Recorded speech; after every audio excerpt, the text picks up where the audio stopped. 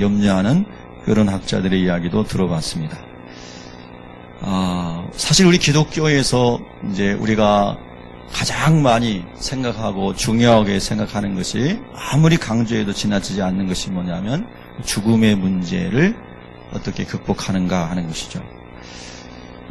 이게 정말 중요한 기독교의 핵심 주제 아니겠습니까? 그래서 전도서 7장 2절에 보면 이 솔로몬 왕이 이렇게 기록했습니다. 초상집에 가는 것이 잔치집에 가는 것보다 나으니 모든 사람의 끝이 이와 같이 됨이라. 산자는 이것을 그의 마음에 둘지어다.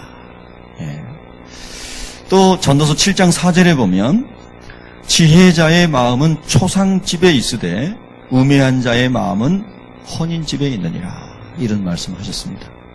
이 두 구절 속에 담겨져 있는 의미는 초상집에 간다라고 하는 것은 인생의 의미를 깊이 생각한다는 뜻이죠. 그리고 죽음에 관한 준비를 하고 살아간다는 것을 우리가 생각할 수가 있겠고, 혼인집에 간다라고 하는 것은 늘 잔치와 일락을 중심으로 살아가는, 그것이 인생의 목적이 되고 기쁨이 되는 그런 삶을 우리가 생각해 볼 수가 있겠습니다. 전도서 7장 4절에 초상집과 혼인집의 이야기를 같이 융합적으로 생각해 보면, 우리가 하나님의 은혜 가운데, 하나님의 축복 가운데 결혼하는 것은 하나님의 축복이지 않습니까? 그리고 하나님의 뜻을 위해서 아름답고 복된 가정을 이루어야 되겠죠. 그리고 그 가정을 이루고 신혼여행을 간다라고 하는 건 참 행복한 것이고, 아마 우리의 많은 인생 가운데서 그 기간이 참 행복한 기간 중에 한 부분이 아니겠습니까? 그런데 그런 이제 신혼집, 혼인집에 있으면서도 신혼 생활을 하면서도, 그러나 항상 하루하루를 마감할 때 우리가 하나님 앞에 서는 날을 생각할 수 있는가? 죽음의 문제를, 그리고 우리가 이 육신의 삶을 벗고 갔을 때, 하나님의 나라에 갔을 때의 삶을 생각할 수 있는가? 이것을 성경은 자꾸 질문한다고 하는 것이죠. 우리에게 묻고 있다고 하는 거죠. 지금 이 땅에서 지금 이렇게 너무 오늘 결혼해가지고 너무 행복하고 좋은데 그건 무슨 나하고 상관이 있는 것이냐라고 생각할 수 있지만 전혀 그렇지 않다라고 하는 것입니다. 이건 생각에 따라 다를 수 있지만, 어떤 사람들은 토요일날 결혼식을 하고 이제 토요일날 신혼여행을 가는 경우가 참 많죠. 그리고 이제 신혼여행 가서 예배당이 있으면 예배를 드리기도 하지만, 예배당이 없으면 옳지 잘 됐다, 그리고 예배를 안 드리는 사람도 있을 수 있고, 또 부부가 둘이 손잡고 하나님께 기도하는 사람도 있을 수도 있습니다. 또 어떤 사람들은 토요일날 결혼했지만 나는 꼭 주일 예배를 우리 교회에서 예배를 하나님께 드리고 갈 거야, 그런 사람도 있습니다. 저는 율법적으로 어떤 것을 말하려고 하는 것이 아니라, 신혼여행이 정말 좋은 것이고 기쁜 것이고 복된 것이고 아주 좋은 것이지만, 그보다 더 중요한 것은 하나님을 예배하는 것이고, 그보다 더 중요한 의미는 사실은 우리가 이 삶이 끝난 다음에 하나님의 나라에 가는 것이거든요. 그래서 이 말씀의 깊은 의미가, 지혜자의 마음은 초상집에 있으되 우매한 자의 마음은 혼인집에 있느니라, 이렇게 솔로몬이 얘기했으리라고 생각합니다. 여러분 잘 아신 건 솔로몬 왕은 아내가 한 300명, 첩이 한 700명, 그래서 1000명 이상의 그런 많은 사람을 거느리고 살았습니다. 정략적인 결혼을 해서 많은 영토를 넓혀가고, 그리고 국가의 부흥을 꿈꾸고, 이런 왕 중에 한 사람이죠. 그는 애초부터 하나님을 떠난 사람은 아니었지만, 점점 세상적으로 생각과 마음을 빼앗기면서 하나님을 떠나게 되었고, 그리고 그가 눈에 보고 싶은 대로, 하고 싶은 대로 다 모든 것을 다 해봤다라고 이렇게 성경에서 말을 합니다. 그런데 여러분이 잘 아시는 바대로 이 전도서의 주제는 하나님 없이 살아가는 모든 것이 다 헛된 것이다 하는 것을 설명하고자 하는 것이죠. 그래서 전도서 3장 11절은 하나님 우리에게 영혼을 사모하는 마음을 주셨다, 그런 말을 하죠. 또 전도서 1장 14절에 보면 헛되고 헛되니 모든 것이 헛되도다, 모두 다 헛되어 바람을 잡으려는 것이로다, 이런 말을 합니다. 한번 따라합니다. 모든 것이 헛되어 바람을 잡으려는 것이로다. 여러분 손으로 바람을 한번 잡아보시기 바랍니다. 잡아보세요. 이렇게 저 쳐다보지 마시고 바람을 잡아보시라고. 잡아보시라니까. 권사님 잡아보시오, 바람을. 예. 잡아보세요, 장로님. 예. 여러분 다 같이 한번 바람을 잡아보세요. 예. 잡히십니까? 여러분 성경을 읽다 보면 엄청난 깨달음이 옵니다. 근데 솔로몬이 이 실패를 경험하기 전에는 몰랐죠. 그래서 1000명 데리고 살고 세상 모든 것 자기가 하고 싶은 대로 권력자니까 다 해봤다 이 말입니다. 그런데 하나님 없이 살아간 그의 인생이 너무나 처량하고 비참하고 너무나 죄악투성인 것을 깨닫게 된 거죠. 그래서 모든 것이 헛되다고 얘기하면서 전도서의 결론이 12장에 가면 이 모든 것을 너희가 깨달아 알았으니 하나님을 경외하는 것이 사람의 본분이다. 이렇게 전도서의 결론을 내립니다. 여러분 규슈의 지진을 보면서 어떤 생각을 많이 하셨습니까? 예전에도 지진은 많이 일어났습니다. 그건 언제나 일어나는 자연현상입니다. 그렇게 사람들은 얘기하고 넘어갈 수 있습니다. 꼭 바로 시대에 애굽에서 그랬습니다. 하나님이 이스라엘 백성들을 구원하기 위해서 10가지 재앙을 내리실 때에 애굽의 술사들과 지식인들은 그것은 얼마든지 자연현상이고 우리도 얼마든지 그런 일을 일으킬 수 있다고 하면서 하나님의 전지전능하심과 하나님의 심판과 하나님의 역사의 주관자이심을 부정하려 했죠. 그리고 하나님의 심판을 받아서 결국은 망하게 됩니다. 여러분, 우리는 이 역사를 주관하시는 분이 하나님이신 것을 믿을 수 있기를 축복합니다. 그래서 이 세상 가운데 일어나는 많은 일들 속에서 우리가 영적인 것들을 깨닫고 우리 자신이 좀 자각하면서 하나님께 더 나아갈 수 있기를 축복합니다. 저는 규슈에 가보지 않았지만 일본을 다녀오신 분들의 이야기를 들어보니까 그 규슈라고 하는 지역이 사람들이 여행하기에 참 좋은 지역이라고 합니다. 온천도 많이 발달되어 있고 사람들이 잘 쉴 수 있는 휴양지가 많다고 들었습니다. 그래서 거기서 평생을 열심히 일해서 그 온천을 운영하는 호텔을 운영하는 사람들도 있을 것이고 별장을 거기에 두었던 사람도 있을 것이고 좋은 저택을 마련하고 정말 고급 맨션에서 인생의 성공의 기쁨을 누리면서 살아가고 있는 사람들이 많았으리라고 생각합니다. 그런데 많은 사람들이 하루아침에 그 성공의 기쁨이고 그것이 인생의 목적이었다고 생각했던 것들을 다 잃어버리게 되지 않았습니까? 산이 막 갈라지고 고속도로가 갈라지고 철길이 무너지고 집들이 무너지고 뿐만 아니라 그들이 섬기는 신의 신사들이 막 무너지고 말하자면 신전들이 막 무너지고 이런 것들을 보면서 여러분 어떤 생각을 하십니까?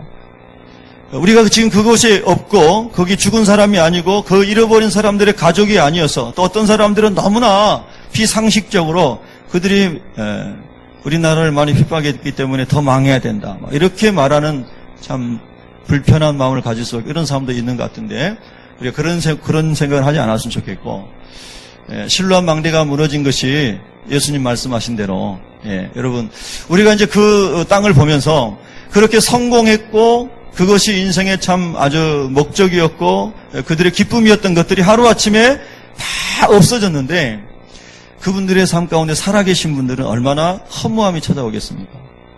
얼마나 절망감이 들까요? 여러분 생각해 보셨나요? 안 해보셨죠? 그런데 그보다 더 큰 절망이 있습니다. 쌓아놨던 모든 것들이 다 무너진 것보다 더 큰 근심이 있고 절망이 있습니다. 그분들 중에 거의 대부분은 예수님을 모르는 분들이라는 거예요. 사실 일본은 우리 대한민국보다 훨씬 복음이 먼저 들어왔습니다. 우리 성결교단만 하더라도 일본의 동경성서 학원에서 하나님 말씀을 배운 분들이 한국에 들어와서 정빈 김상준이라는 분이 1907년도에 복음을 전했습니다. 일본에서 복음을 듣고 와서 복음을 전해서 시작된 게 우리 성결교단입니다. 일본은 우리보다 훨씬 복음을 먼저 받아들였고 많은 신학교가 세워졌고 그 당시에 훌륭한 신학자들이 있었고 여러분 많이 들어보신 엔도 슈샤쿠 같은 이런 사람들 유명한 기독교 저술들을 했던 작가들도 있었고요. 그런데 복음화율은 너무나 낮습니다. 일본이 많은 우상을 섬기고 있어요. 그래서 이번 재난으로 해서 죽은 분들 또 중상 가운데 있는 분들 많은 분들이 저는 예수님을 모르는 분들이라고 생각합니다. 그래서 그들에게 허무와 좌절과 그 힘든 것은 그 많은 재산을 잃어버린 것보다 더 힘든 것은 그들이 예수님을 모른 채 지옥에 떨어졌다라고 하는 것입니다. 여러분이 인정하시든 인정하시지 않든 성경은 예수님 없이 죽은 사람은 다 지옥 갔다고 말합니다. 진짜 아멘이십니까? 예. 그래서 그 기사를 보면서, 그 뉴스를 보면서 우리가 마음에 참 슬픔을 가지고 있습니다. 하나님 아버지, 예. 저 일본 사람들을 주님이 구원해 주시기를 원합니다. 근데 그분들뿐만이 아니라 여기 계신 여러분들의 가족과 친구와 이웃과 여러분 주변에 있는 사람들 가운데 예수님 모르는 사람들에게도 주님의 그런 구원과 은혜가 임하기를 여러분 정말 원하시고 계십니까? 예. 죽음은 누구에게나 찾아오죠. 예. 환난과 어려움도 갑작스럽게 예기치 않게 찾아옵니다. 여러분, 지난 한 주간에 정말 이 세상에서 우리가 정말 가장 좋은 선물인 예수 그리스도 전하셨습니까? 전하지 못하신 분들은 오늘 정말 회개하시기 바랍니다. 회개하셔야 됩니다. 제가 이렇게 세게 얘기하면 우리 교회 안 나올까 걱정하고 그러지는 않습니다. 여러분 정말 회개하셔야 됩니다. 예수 그리스도를 이렇게 예수님 없이 죽어가는 그냥 육신의 삶으로 끝나는 게 아니라 지옥 가는 사람이 수도 없이 뉴스에 나오는데 우리가 알고 있는 불신자에게 심지어는 가족에게도 예수님을 전하지 않고 또 오늘 주일날 와서 주님 우리의 소망입니다. 주님 우리의 구원입니다. 이렇게 고백하는 것은 너무나 큰 부끄러움인 것입니다. 주님 모실 때 너무 큰 수치입니다. 여러분요. 여러분 주님이 여러분 마음에 눈물을 주시기를 축복합니다. 네.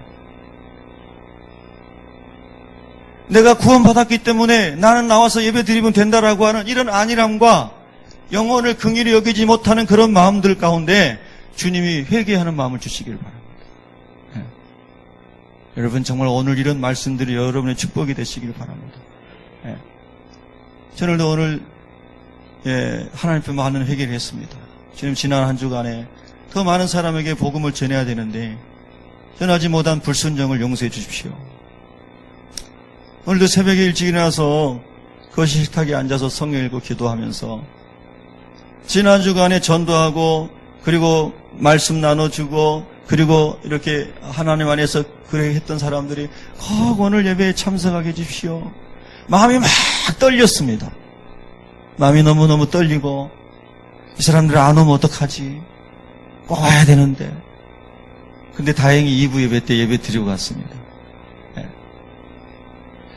너무너무 그런 이분이 정말로 이제 하나님께서 만나게 해주셨는데 떨어져 나가면 안 되는데 하는 그런 어떤 좀 막 그런 불안정한 마음이 있지 않습니까? 하나님께 맡겼는데도 야, 이 사람이 떠나가면 어떡하지? 그런 마음이 있잖아요. 예수님 안 믿는 사람이 겨우 교회에 왔는데 말씀 앞에 왔는데 이 사람이 주님의 복음으로부터 멀어져 가면 어떡하지? 아니 예수님을 잘 믿는 사람은 괜찮아요. 예. 그건 어디 가서나 신앙생활 잘할 것이기 때문에. 그래서 많은 참 마음이 시리는 마음을 가지고 새벽에 간절히 기도를 드렸습니다. 하나님 아버지, 꼭 그 영혼이 주님 안에서 잘 자라나게 해주십시오. 그리고 그 영혼을 통해서 다른 사람이 또 주님을 만날 수 있는 그런 은혜를 좀 부어주십시오. 예, 여러분. 오늘 우리는 이런 인류 앞에 우리 주변의 나라 또 우리 주변 가운데 일어나는 많은 우리가 어떻게 할 수 없는 불가항력적인 재난과 죽음과 파멸과 좌절과 이런 많은 근심된 일들 앞에서 우리가 무엇을 생각해야 되겠습니까? 그리고 우리가 무엇을 붙잡아야 되겠습니까? 그겁니다. 오늘 여러분 우리 본문의 14장 1절에 13장에서는 예수님이 겟세마네 동산에서 기도하고 난 다음에 이 유월절 만찬을 마치셨습니다. 그리고 30절인가에 보면 가룟 유다가 예수님 팔려고 이미 나갔습니다.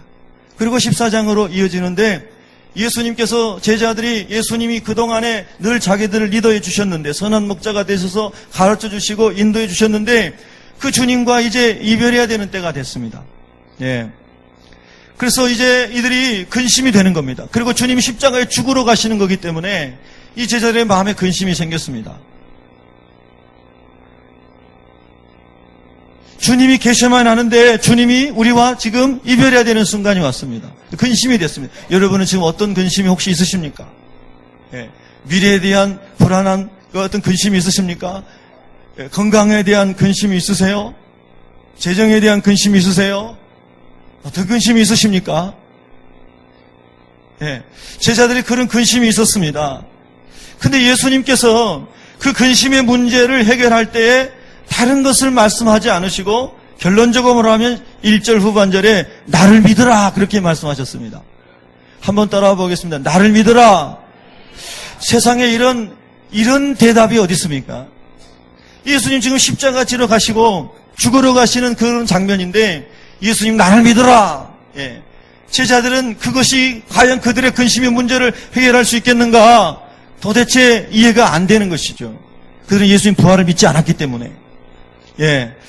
계속해서 우리가 나가보면 2절에 보면 내 아버지 집에 2절 같이 읽겠습니다. 시작. 내 아버지 집에 거할 것이 많도다. 그렇지 않으면 너희에게 일렀으리라. 내가 너희를 위하여 거처를 예비하러 가노니. 아멘. 그러면 예수님이 이 말씀들 속에서 근심의 문제를 근본적으로 해결하시는 거거든요. 사실은요. 너희가 이 땅에서 정말로 근심거리 모든 것을 다 해결할 수 있는 길을 지금 주님이 알려주시는 거예요. 내 아버지 집에 거할 것이 많도다. 이 말씀 속에 모든 답이 다 있습니다. 여러분, 솔로몬의 고백처럼 그리고 우리 주변에서 일어나는 많은 이런 천재지변과 재앙과 어려움들 가운데서 여러분 이 하나님의 말씀이 마음에 들어오십니까? 내 아버지 집에는 정말 거할 곳이 많도다. 근데 그분이 내 아버지가 되면 그곳이 내 집이 되는 것이죠. 하나님이 내 아버지가 되면 그곳이 아버지 거하시는 그곳이 여러분의 집이 되는 줄로 믿습니다. 예수님이 그렇게 말씀하시는 겁니다. 내 아버지 집에는 거할 곳이 많도다. 뉴스를 보니까 거기 많은 분들이 돌아갈 집이 다 없어졌습니다. 41명인가 어저께 보도까지 돌아가셨고 많은 사람들이 또 살아남으셨지만 돌아갈 집이 없어졌습니다. 내 집이 없어졌습니다. 땅에 일궈놨던 모든 것이 다 없어졌습니다. 어제가 세월호 아픔의 2주기였다고 합니다. 저는 다른 얘기 하려고 하는 게 아니라요. 그 세월호 사건 났을 때 제가 이 강단에서 그런 설교했었습니다. 여러분 그거 기억하실지 모르겠습니다. 세월호의 사건에서 많은 학생들과 승객들을 살릴 수 있었음에도 불구하고 살리지 못한 결정적 책임은 선장과 선원들에게 있었다. 저에게 주시는 말씀이었어요, 그때요. 그래서 주님께서 이 새빛교회를 너한테 맡겨줬다.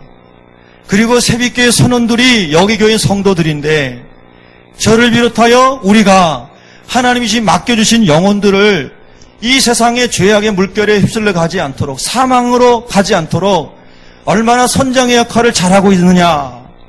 많은 성도들이 세상으로 기웃거리고 육신의 일락을 쫓아서 가고 하나님 나라를 사모하지 않고 그렇게 갈 때 선장이 너는 뭘 하고 있었느냐.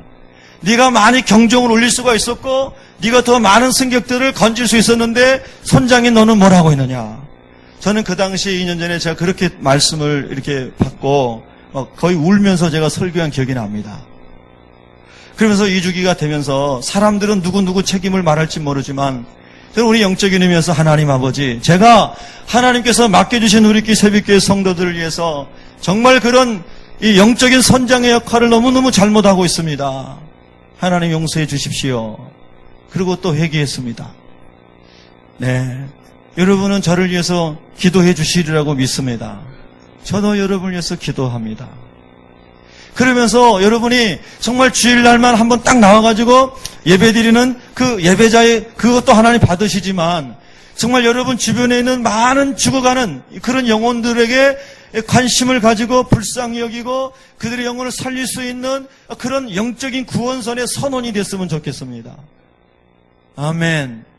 할렐루야. 정말 그렇잖아요, 여러분요. 그냥 육신의 죽음으로 끝난다면 그냥 순간의 좌절과 절망으로 끝나겠지만 그것이 전부가 아니고 죽음 이후에 영적인 영원한 지옥이 있고 영원한 천국이 있음을 예수님이 계속해서 말씀하시기 때문에 그 말씀을 우리가 생각하게 되면 정말 가슴이 무너지는 것 같잖아요. 여러분 어떠세요? 주님이 그런 마음 주시나요? 예, 지금 주님이 그런 마음 주시기를 바랍니다. 예. 내 아버지 집에 거할 것이 많도다. 그러므로 너희가 근심할 거 없다. 나를 따라오면서 너희가 배와 그물도 버렸고 세상에 어떤 것도 버리고 따라왔는데 이제 내가 십자가 지고 죽게 되면 너희는 다 망하는 것이다 생각할지 모르지만 그러나 나를 따르는 너희에게, 나를 믿는 너희에게 아버지의 집이 있다. 그리고 내가 거기 가서 너희를 위해서 처소를 예비한 다음에 그 다음에 다시 와서 나 있는 곳에 너희를 데리고 갈 거야. 이렇게 주님 말씀하시면서 그러므로 너희들 근심할 거 없다. 근심하지 마라. 그게 주님 말씀하신 거죠? 맞습니까? 여러분, 이 말씀 속에는 우리가 돌아가야 할 진짜 번향이 있는 사람, 우리가 돌아가야 할 진짜 집이 있는 사람은 땅에 있을 때 그 좋은 것이 없어져도 또 어려운 삶이 있어도 그거 다 지나가고 우리가 가야 할 거처가 있는 사람은 소망이 생기고 마음의 평강이 찾아오고 그리고 주님이 주시는 기쁨이 일어난다라고 하는 것이죠. 허무함이라고 하는 것이 그것이 우리에게 좌절을 주고 우리를 죽게 하는 것이 아니라 그건 당연한 것이라고 인정하면서 위의 것을 바라보는 사람이 된다는 거죠. 예. 그래서 내가 너희를 위하여 거처를 예비하러 간다고 그랬는데 그 너희가 여러분이십니까? 예수님은 여러분을 위해서 거처를 예비하러 가셨나요? 여러분의 집은 하나님 나라에 있으십니까? 예. 정말 그렇습니다. 예. 깊이 생각하시기 바랍니다. 깊이 생각하시기 바랍니다. 심각합니다. 예. 혼인집에 있으면서도 예. 하나님의 나라를 생각할 수 있는 사람이 되어야 됩니다. 얼마나 깊은 내용입니까? 저는 주님께서 저에게 그런 눈물을 더 많이 달라고 기도하고 있습니다. 정말 부끄럽습니다. 일주일 내내 열심히 주님의 복음을 전하겠다고 다짐하지만 참 지나고 나면 또 회개할 것밖에 없습니다. 왜냐하면 제가 마땅히 복음을 전해야 되는데 전하지 않아서 죽어가는 사람이 있을 거라는 겁니다. 자, 우리 3절을 힘내서 한번 읽어보겠습니다. 3절 시작. 가서 너희를 위하여 거처를 예비하면 내가 다시 와서 너희를 내게로 영접하여 나 있는 곳에 너희도 있게 하리라. 아멘. 여러분, 예수님 계신 곳이 어떤 곳입니까? 우리가 이 땅에서 어디서도 경험할 수 없는 정말 화려하고 찬란하고 영광스러운 재료로 만들어진 집인데 그보다 더 놀라운 기쁨은 뭐냐면 평강의 왕이시고 사랑의 왕이시고 그렇죠? 진리의 왕이시고 의의 왕이신 예수님이 거기서 통치하신다는 거예요.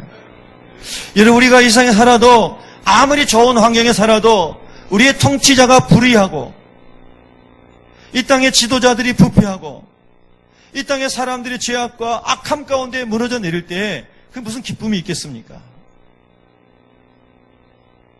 우리가 사는 장소도 화려하고 찬란하고 영광스러운 것도 중요하지만 그곳에서 누구와 함께 사느냐가 더 놀라운 것 아닙니까? 근데 우리가 갈 하나님 나라는 이 세상에 어떤 사람과도 견줄 수 없을 정도로 영광스럽고 공의롭고 사랑이 충만하고 평강이 충만한 그 예수님이 다스리시는 것, 그 주님이 주인 되시는 것, 그곳에 여러분이 가신다는 거죠. 아멘이 나와야 되겠죠, 여러분요. 정말 아멘이세요?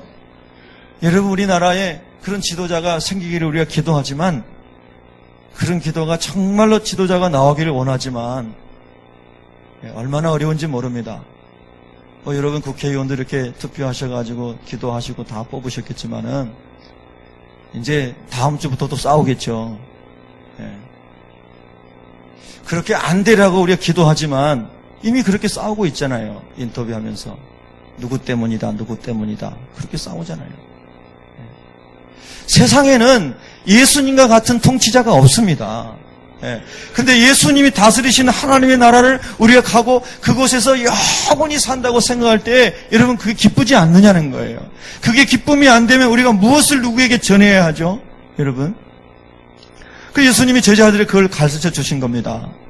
그런데 제자들은 아직 그것을 모르고 있다는 것이죠. 그 길을 어찌 알겠사옵나이까? 이렇게 묻지 않습니까? 대묻지 않습니까? 그때 예수님이 6절에 말씀하십니다. 6절을 같이 읽겠습니다. 시작. 예수께서 이르시되 내가 곧 길이요 진리요 생명이니 나로 말미암지 않고는 아버지께로 올 자가 없느니라. 아멘. 여러분이 잘 아시는 것처럼 거기 정관사 더가 붙어가지고 The way, the truth, the life입니다. 유일한 길이라고 하는 거예요. 이런 말씀을 제가 페이스북에다도 전도하려고 동영상하고 이렇게 전도 문구를 올려놨더니 어떤 사람이 딱 들어와가지고 댓글을 달아놨는데, 이러니까 기독교는 폐쇄적이고 배타적이고 독선적이고 아주 못된 종교라고 이런 식으로 댓글을 달아놨습니다. 여러분, 우리 육신의 아버지도 한 분이셔요. 우리의 영혼의 아버지도 우리를 창조하신 하나님 한 분이십니다. 아버지가 여러 명이 있을 수 없잖아요. 아버지는 한 분이신 거예요. 우리의 영혼을 조성하신 생명의 조성자이신 분은 하나님 한 분이세요. 그래서 여러분, 하나님만이 우리 아버지시고 예수님만이 우리 구원자가 되시기 때문에 우리는 그렇게 고백할 수 없는 거예요. 우리 아버지는 한 분밖에 안 계시다고, 우리의 구원자는 예수님밖에 안 계시다고. 그것이 어찌 독선이며 배타적인 것입니까? 너무나 당연한 고백 아닙니까, 여러분요? 아멘. 그러면 사람들이 말하죠. 왜 예수님만이냐? 왜 예수님만이 구원자냐? 라고 대묻습니다. 왜 the way냐? 왜 유일한 예수님만이 구원의 길이냐? 라고 묻습니다. 그러면 여러분은 어떻게 대답하고 계십니까? 그리고 그런 분들에게 어떻게 여러분이 더 온유하고 두려운 마음으로 예수 그리스도만이 유일한 길이라고 여러분이 증언하고 계십니까? 그것이 중요합니다. 저는 그렇게 배타적이고 공격적인 사람들과 싸우지 않습니다. 그리고 그들을 똑같이 제가 비난하지 않습니다. 그냥 제가 믿고 있는 만난 예수 그리스도에 대해서 온유함과 두려움으로 설명해 줄 뿐입니다. 성경이 말씀하신 그대로. 우리가 그분들을 공격할 필요는 없습니다. 예수님을 대적하는 사람들을 우리가 막 욕할 필요는 없습니다. 우리가 만난 예수님을 정말로 두렵고 떨림으로 그들에게 알려주셔야 됩니다. 그러면 그 중에서도 성령이 가르쳐 주시는 분들이 주님을 만나게 될 줄로 믿습니다. 여러분, 사울이 정말로 예수님 만난 사람을, 예수님 믿는 사람을 막 죽이는 사람이었지만 부활하신 주님 만난 다음에 자기가 예수를 위해 죽겠다고 변화되지 않았습니까? 그런 역사가 여러분을 통해서도 주변의 사람들에게 막 흘러갈 수 있기를 예수님으로 축원합니다. 예수님께서는 노아의 때에 대해서 많이 그 이야기를 하시면서 심판에 대해서 말씀하셨습니다. 창세기 6장부터 쭉 나오는 노아 이야기에, 특별히 7장에 가면 하나님께서 노아에게 노아야 방주를 지어라. 내가 물로 이스라엘 다 심판할 거야. 방주에 들어가야만 너의 가정이 다 구원을 받는다. 이렇게 말씀하셨습니다. 노아는 하나님 말씀을 그냥 생명처럼 여기고 고페르나무로 방주를 지었습니다. 근데 고페르나무로 방주를 짓고 안팎으로 역청을 발랐습니다. 근데 여러분, 그 역청이 히브리어 원어에 보면 코페르입니다. 코페르. 배를 지었던 나무는 코페르고 그 안에 발랐던 역청은 코페르입니다. 근데 참 놀라운 의미가 담겨져 있습니다. 그 코페르라는 말이 속전, 대속하는 것의 의미를 담고 있습니다. 여러분, 참 신기하잖아요. 근데 역청을 바르라 했는데 그 바르라는 말을 칠하라는 말도 하는데 그거는 카페르입니다. 여러분, 히브리어는 자음 세 개가 어근인데 이 카페르와 코페르가 어근이 똑같아요. 그래서 물론 그 히브리어를 모르더라도 그것이 그 방주가 예수 그리스도를 예표한다는 것을 우리는 다 압니다. 그런데 너무나 구체적으로 그 속죄하는 속전, 대속물을 바르는 거거든요. 역청을 안팎으로 바르는 거예요. 그런데 그것이 바로 예수 그리스도의 보혈을 의미하는 거죠. 오늘 우리가 예수 그리스도의 보혈을 우리 속사람이 받아들이고 예수님을 영접하고 그 예수님의 보혈을 안팎으로 우리가 발라서 세상의 죄악이 밀려 들어오지 아니하도록, 마귀의 유혹이 밀려 들어오지 아니하도록 영혼을 잘 지켜야 되지 않겠습니까? 노아가 그렇게 하나님 말씀 그대로 순종했습니다. 그래서 역청을 안팎으로 칠했습니다. 발랐습니다. 그 카페르라고 하는 바른다는 말도 뭐냐면요, 죄를 덮는다는 뜻이 있습니다. 허물을 덮어준다는 뜻이 있어요. 너무나 신기합니다, 여러분. 그 언어를 보면요. 그래서 그렇게 노아가 순종할 때에 세상의 죽음의 파도가 그 배에 들어오지 아니하고 그의 가족이 다 구원을 받았습니다. 근데 그 예수님이 우리를 구원하시는 그 구원의 방주가 되시는 거죠. 그분의 보혈을 우리가 안팎으로 발라서 우리 영혼이 예수님 안에 있으면 우리 영혼이 평강을 얻게 되고 우리 영혼이 마지막 심판 때에 구원받게 되는 하나님의 자녀가 되고 우리의 번향의 천국에 가게 되는 그런 하나님의 축복의 사람이 될 줄로 믿으십니까? 정말 믿으세요, 여러분요? 진짜 믿습니까? 여러분을 대적하고 예수님을 대적하는 사람 앞에서 여러분 정말 진지하게 그렇게 고백하고 말할 수 있겠습니까? 예. 그게 중요합니다, 여러분요. 너무나 중요하죠. 그래서 예수님만이 길이라고 말합니다. 근데 또 사람들은 왜 예수냐? 십자가에 죽은 사람이 그렇게 많은데 왜 혹시 하필이면 나사렛 예수만이 그러냐? 구원자가 되느냐? 그렇게 질문합니다. 세상에 다른 많은 성인들 중에도 그렇게 할 수 있지 않겠느냐? 이렇게 질문한다고 하는 것이죠. 여러분, 우리 사람이 죽는 것은 어떤 사람도 거기에 대해서 죽음에 대해 설명을 못합니다. 그러나 성경만이 설명합니다. 우리가 하나님을 떠나서 하나님 형상을 잃어버리고 하나님 말씀 따라 떠나서 마귀를 쫓아가면서 선악과를 따먹고 죄악이 들어오면서 영과 육이 분리되는 죽음을 맞이했다고 그럽니다. 그래서 육신은 흙으로 돌아갑니다. 영혼은 하나님 앞에 가서 심판을 받습니다. 여러분, 이 진리를 믿으십니까? 너무나 우리가 많이 듣고 구태의연하고 이것은 반복적으로 들었고 이제 너무나 질린다 이렇게 생각하지 않으십니까? 근데 저는 그렇지 않습니다. 저는 참으로 놀랍게도 이 말씀을 저 자신도 수도 없이 묵상하고 수도 없이 설교하지만 말씀 묵상하면 묵상할수록 이것이 진리라고 믿어집니다. 그리고 이 말씀을 더 전하고 싶어집니다. 저도 많은 예화들을 여러분에게 드릴 수 있습니다. 수많은 문학적인 것들을 여러분에게 소개할 수 있습니다. 그러나 저는 가능하면 그런 거 안 하려고 하는 사람입니다. 정말 예수 그리스도의 십자가가 부딪혀져야만이 하나님의 은혜가 여러분 가운데 흘러가게 될 것입니다. 예. 왜 예수님인가 이거죠. 여러분, 예수님 시대에도 예수라는 이름을 가진 사람은 수도 없이 많았습니다. 마리아라는 이름을 가진 사람도 수도 없이 많았죠. 그래서 나사렛 예수라고 불렀습니다. 우리가 믿는 예수님은. 자, 여러분 성경에 보면 예수님에 대해서 그렇게 많이 설명하는데 죄로 말미암아 우리가 죽음에 이르게 되었고 하나님과 이렇게 단절된 상황 가운데 들어가게 됐습니다. 그래서 로마서 6장 23절에 죄의 결과는 사망이다 그랬습니다. 왜 사람이 죽는가? 죄 때문에 죽는다는 겁니다. 한번 따라하겠습니다. 사람은 죄 때문에 죽습니다. 그래서 영혼과 육신이 분리되고 그리고 영혼은 영원한 지옥에서 고통받는다고 성경이 죽음을 설명해주고 있다 이 말입니다. 이 진리를 믿으십니까? 그런데 이 죽음의 원인이 되는 죄의 문제를 해결하는 것은 우리에게 어떤 방법이 없다는 거예요. 우리의 선행으로도 되지 않습니다. 우리의 어떤 지식으로도 되지 않습니다. 우리의 공덕으로도 되지 않습니다. 어떤 것으로도 되지 않습니다. 우리 인간의 힘으로는. 그것이 인간이 또 한 번 가지고 있는 좌절감입니다. 분명히 하나님의 나라가 있고 예수님께서 처소를 예비하셨음에도 불구하고 우리 힘으로는 그곳에 갈 수 없다고 하는 것이죠. 그래서 하나님께서 죄 없으신 예수 그리스도를 우리를 위해 이 세상에 보내주셨습니다. 히브리서 9장 22절에 보면 피 흘림이 없은즉 사함이 없으리라. 한번 따라하겠습니다. 피 흘림이 없은즉 사함이 없으리라. 죄를 지은 사람은 반드시 죽어야 한다는 거예요. 생명이 피에 있다는 것이죠. 그래서 그 피라고 하는 것은 죽음을 얘기합니다. 생명값을 얘기합니다. 그래서 하나님의 거룩하심 앞에 서야 될 인간은 다 죄인이기 때문에 설 수가 없어서 여러분이 아신 것처럼 구약시대에는 흠과 티가 없는 짐승이 손성귀의 죄를 대신 짊어지고 죽었습니다. 그리고 그 피를 가지고 대제사장이 지성소에 들어가서 피를 뿌리면서 하나님 아버지여 이 피를 보시고 우리의 죄 허물을 용서해 주십시오라고 기도할 때 하나님이 그 피가 뭡니까? 생명, 나를 대신해 죽은 그 재물, 그걸 보시고 주님이 손성귀의 죄, 이스라엘 백성의 죄 허물을 용서해 준 줄로 믿습니다. 그래서 죄가 있는 사람은 반드시 죽어야 되고 죄가 있는 사람은 하나님 앞에 설 수가 없습니다. 우리 인간은 모두가 다 죄인이기 때문에 하나님 앞에 설 수 있는 사람이 아무도 없다는 뜻입니다. 그래서 이 세상의 어떤 현인도 우리의 길이 될 수 없다는 것입니다. 다 죄인이기 때문에. 한번 따라하겠습니다. 이 세상의 모든 사람은 다 죄인입니다. 예.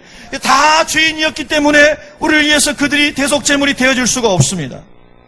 근데 히브리서 4장 15절에 보면 우리에게 있는 대제사장은 우리의 연약함을 동정하지 못하실 이가 아니요 모든 일에 우리와 똑같은 시험을 받으시니로되 우리와 같이 육신을 입으신 분이라는 겁니다. 허상이 아니라고 하는 거죠. 실제라고 하는 겁니다. 역사적 예수라고 하는 겁니다. 아멘. 신화적 예수가 아니라 역사적 예수라고 하는 겁니다. 그래서 이분이 우리와 같은 몸을 가지고 이 성에 오셔서 많은 시험을 당하셨는데, 굶주리시고 목마르시고 저주받으시고 능멸당하시고 많은 곤욕을 치르셨는데 죄는 없으시니라. 한번 따라하겠습니다. 죄는 없으시니라. 예. 그래서 예수님만이 죄가 없으신 분이, 죄가 없으신 그분이 우리의 죄를 담당하시고 십자가에서 죽으시면서 요한복음 19장 30절에 다 이루었다. 아멘. 다 이루었다. 너희의 모든 죄의 빚을 내가 다 갚았다라고 하는 것이죠. 그래서 예수님만이, 그분만이 우리의 길이 되신다고 하는 겁니다. 내가 그 길이요 진리요 생명이니 나를 통과하지 아니하고는, 나로 말미암지 않고는, 나를 통하지 아니하고는 아버지의 나라에 올 수가 없느니라. 천국에 올 수가 없느니라. 할렐루야. 그렇게 말씀하셨어요. 예수님은 죄가 없으신 하나님으로서 저와 여러분의 죄를 대속하시고 십자가에 죽으셨기 때문에, 그리고 죽음에서 부활하심으로 그가 하나님이신 것을 증명하셨기 때문에 그분만이 유일한 구원자가 되시는 거죠. 그분만이 우리의 주인이 되시는 겁니다. 여러분 정말 그렇게 예수님 고백하세요? 그렇게 떳떳하고 당당하고 그리고 부끄럼 없이 예수님을 다른 분들에게 말하시기를 주의 이름으로 축원합니다. 네. 그렇게 논쟁이 붙었을 때 여러분이 그렇게 말씀하세요. 네, 선생님께 주장에 일리가 있습니다. 그러나 저는 선생님 말씀하시는 그 종교를 믿지 않습니다. 저는 저의 죄를 용서하고 제 영혼이 하나님 나라에 갈 수 있도록 길을 열어주신 분은 예수님밖에 없다고 확실히 믿습니다. 선생님, 저는 선생님과 논쟁하기 싫습니다. 저는 오늘 죽어도 예수님을 믿고 하나님 나라 갈 수 있는 은혜가 있습니다. 저는 하나님의 언약을 붙잡습니다. 선생님은 선생님이 믿고 있는 것을 그럼 붙잡으십시오. 그러나 때가 되었을 때에 선생님이 꼭 예수님을 만날 수 있기를 원합니다. 제가 선생님을 위해서 기도하겠습니다. 오늘 선생님과 헤어지고 나서도 제가 선생님의 영혼이 주께로 돌아오도록 기도하겠습니다. 여러분, 정말로 온유하고 두려운 마음으로 그 영혼을 사랑하고 불쌍히 여기는 마음으로 그렇게 주님 말씀을 전하고, 그리고 아주 이렇게 우리가 참 신사적으로 교제를 마무리하고, 그리고 우리가 돌아가서 그분을 위해서 기도하고, 그리고 하나님의 은혜를 우리가 흘려보내기를 원할 때 잃어버린 영혼들이 주께로 돌아오게 될 줄로 믿습니다. 그래도 사람들이 질문합니다. 또 왜 예수냐? 그럽니다. 옆 사람에게 한번 그렇게 질문해 보겠습니다. 왜 예수냐? 예. 세상 사람들은 왜 예수님입니까? 이렇게 안 말하죠. 왜 예수냐? 그럽니다. 예. 왜 예수입니까? 여러분요? 예. 여러분, 너무너무 중요한 말씀이에요. 여러분, 이거 정말 너무너무 중요한 말씀이에요. 유대인들은 표적을 구했다고 그랬습니다. 네가 하나님인 것 증명해봐. 그런 식이죠. 그러니까 예수님께서 죽은 나사로도 살리셨습니다. 그리고 소경도 고쳐주시고요. 40년 동안 안진병했던 사람들이 막 이 베드로를 통해서 일으키시고요. 그런 많은 역사들을 일으키셨는데, 그럼 또 다른 표적 보여줘봐. 막 이런 식인 겁니다. 예. 그랬더니 예수님께서 이런 말씀하셨어요. 마태복음 12장 39절에 보면은 예수께서 대답하여 이르시되 악하고 음란한 세대가 표적을 구하나 선지자 요나의 표적밖에는 보일 표적이 없느니라. 이 말씀이 뭘 얘기합니까? 예수님의 부활을 얘기하는 거예요.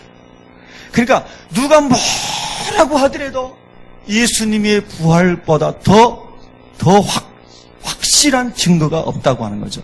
예수님이 하나님이신 것을 증명할 수 있는 가장 확실한 증거는 예수님 부활이라고 하는 거예요. 여러분 진짜 아멘이세요? 진짜 여러분이 아멘이시냐고요? 예? 여러분이 정말 큰 재앙을 만나고 좌절과 실패와 어려움 가운데 있을 때도 이 예수님의 부활이 믿어지면서 이 땅의 모든 것을 다 뒤로하고 우리 본향을 생각하면서 소망을 얻을 수 있고 기쁨을 얻을 수 있고 주님 안에서 평강을 누릴 수 있는 그 능력이 부활이 되었느냐 하는 거예요. 예. 아멘. 그 주님이 말씀하시는 겁니다. 어떠한 것으로 내가 더 설득할 수 있겠느냐? 어떠한 것으로 너희가 더 설명할 수 있겠느냐? 무엇을 더 보여줄 수 있겠느냐? 내가 죽은 다음에 부활한 것을 너희가 보면 이제 알겠느냐? 그거 외에는 더 이상 너희에게 표적을 보여줄 게 없다라고 주님 말씀하신 겁니다. 여러분, 예수님 역사적으로 십자가에 죽으셨고 역사적으로 무덤에서 살아나셔서 부활하신 줄로 믿습니다. 이것보다 더 명확한 예수님이 하나님이시고 예수님이 하신 모든 말씀이 진리이시고 우리 주님이시라고 하는 증거는 없는 것입니다. 예수님만이 십자가에서 죽으시고 부활하신 줄로 믿습니다. 여러분, 그래서 예수님이 그렇게 말씀하시고 또 사도행전 17장 31절에 이는 정하신 사람으로 하여금 천하를 공의로 심판하실 날을 작정하시고, 여러분, 하나님이 이 땅을 심판하신다고 말씀하셨습니다. 심판의 때가 오는 것을 믿으시기 바랍니다. 이에 그를 죽은 자 가운데서 다시 살리신 것으로 모든 사람에게 믿을 만한 증거를 주셨음이니라. 예수님을 죽은 자 가운데서 살리신 그것이, 그 부활이 모든 사람이 예수님이 하나님으로 믿어지고 구주로 믿어지는 증거라고 하는 거예요. 아멘. 예. 여러분 별로 안 믿어지시나 봐요. 예? 옆 사람 한번 이렇게 좀 권면해 보세요. 믿어지세요. 예? 근데 믿어지는데 왜 예수님은 안전하는 거예요?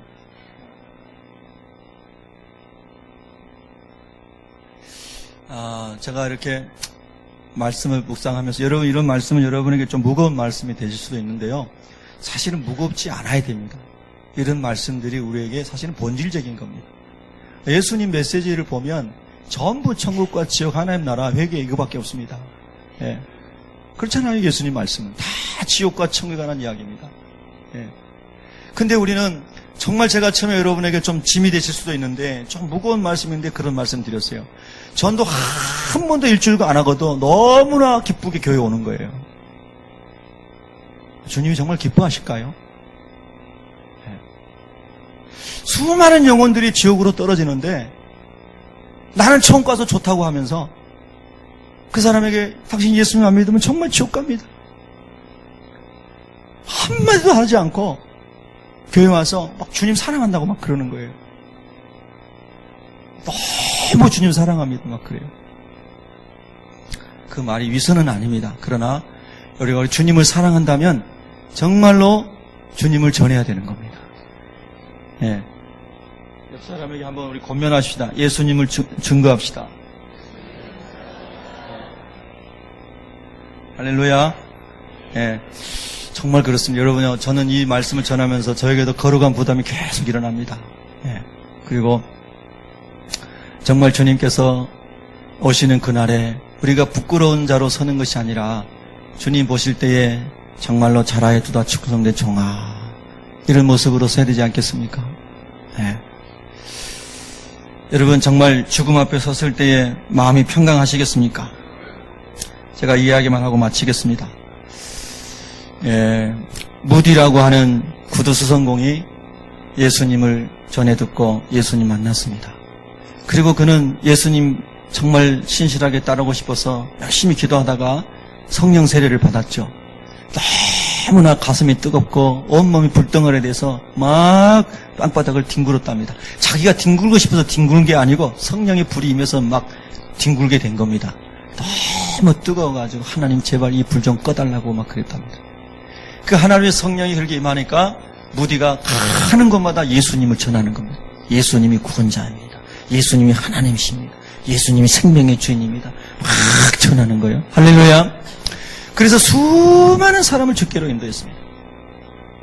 미국에서 영국으로 유럽을 다니면서 붕해를 하면서 그 무식했던 세상적으로 배우지 못했던 무디가 얼마나 능력 있게 복음을 전하는지 영국의 유명한 캠브리지 대학이나 옥스퍼드 대학에 가서 그 학생들 모아놓고 무디가 막 설교를 하는데 그 똑똑한 캠브리지 대학 학생들이 뭐라고 한지 아십니까? 무디의 설교를 다 메모해놨다가 하는 말이 여기 문법 여기가 틀렸고 여기 글자가 뭐가 틀렸고 하면서 무디에게 막 따졌습니다. 그렇게 무식하다고 그러면서 설교자가 전도자 그렇게 무식하냐고 그러면서 그 유명한 사람 그 똑똑한 아이들이 와가지고 막 문법을 따졌답니다. 근데 그때 무디 목사님 무슨 얘기했죠 여러분요? 기억하고 계시나요?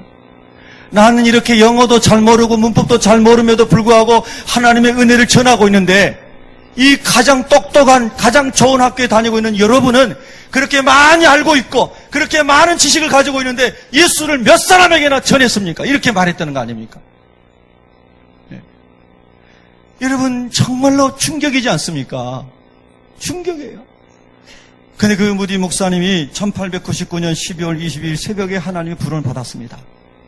근데 그 부름 받을 때 아들이 옆에 있었는데 무디 목사님이 이런 말을 했다고 그래요. 땅이 물러가고 하늘이 내 앞에 열리는구나.